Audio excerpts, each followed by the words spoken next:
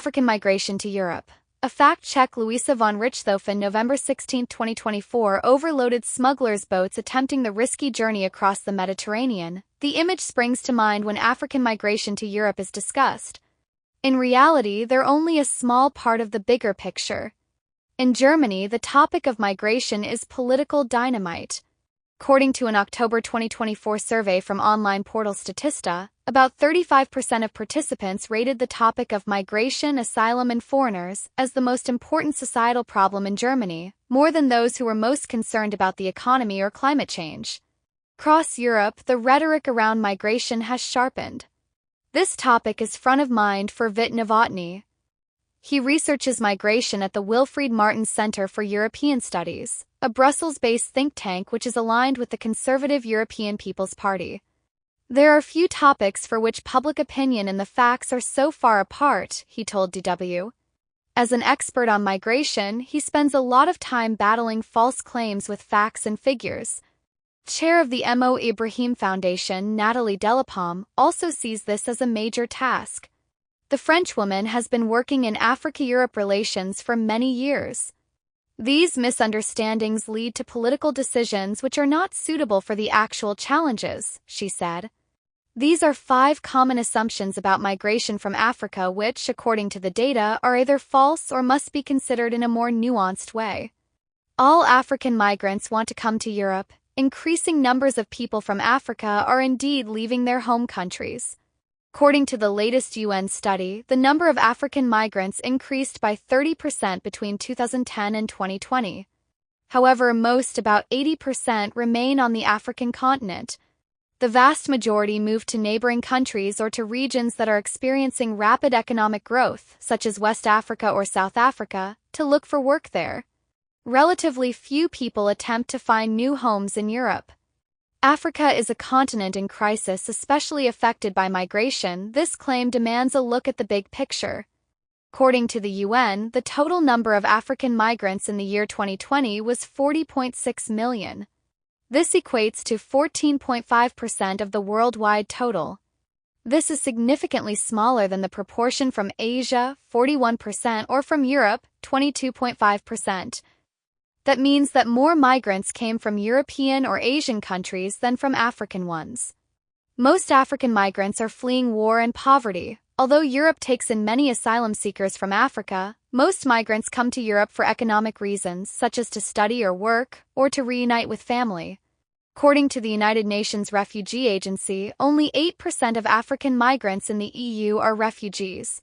And about 9 out of 10 migrants travel to Europe legally, by plane, not aboard a smuggler's boat. If we had to choose a picture of an African who is coming to the EU, said migration expert Novotný, it is more likely to be one of someone waiting at the airport gate with their passport and ticket in hand.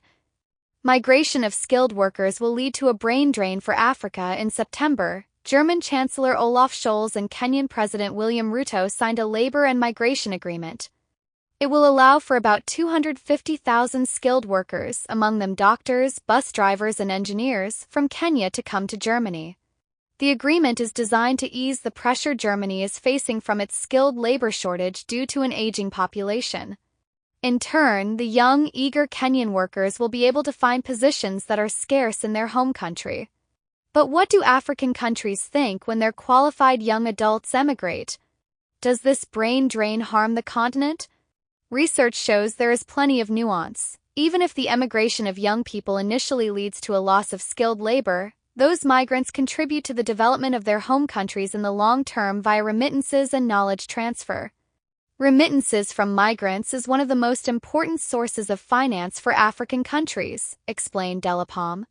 Each year, migrants send back home sums of money equal to the total from official development cooperation and direct foreign investment combined.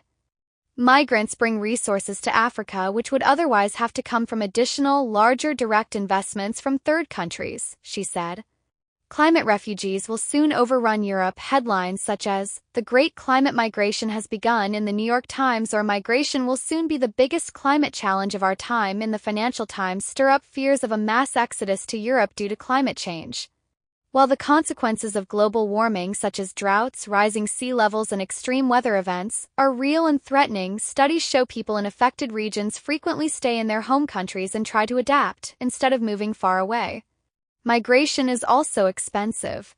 It requires resources that many affected people in at-risk regions lack, especially if they have lost everything in a climate disaster.